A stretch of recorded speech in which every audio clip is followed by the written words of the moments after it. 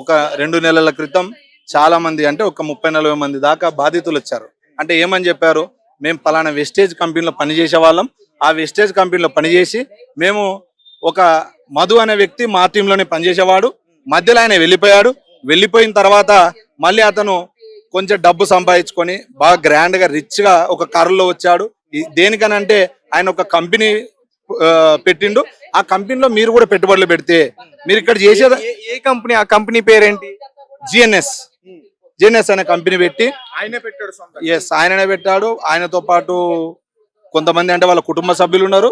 అందులోనే ఈ యొక్క మంగ్లీ కుటుంబం అని కూడా మేము అనుకున్నాం. మాకు చెప్పారు, ప్రూఫ్లు కూడా చూపించాము. అది మేము మంగ్లీ గారి దగ్గర కూడా డిస్కస్ చేసినాం. మంగ్లీ గారితో డైరెక్ట్ గా డిస్కషన్ జరిగింది ఇది. అవునండి. ఆ మీటింగ్ లో ఆమె డైరెక్ట్ కూర్చుంది, మాట్లాడింది.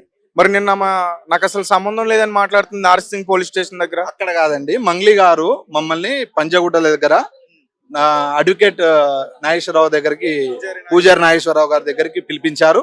పిలిపిస్తే నేను కొంతమంది బాధితులు మరియు సుబ్బు గారు వెళ్ళాము. సుబ్బు గారితో మినిమం ఒక 3 నుంచి 4 గంటల పాటు చర్చించారు. దాని తర్వాత మీరున్నప్పుడా మీరు లేనప్పుడా?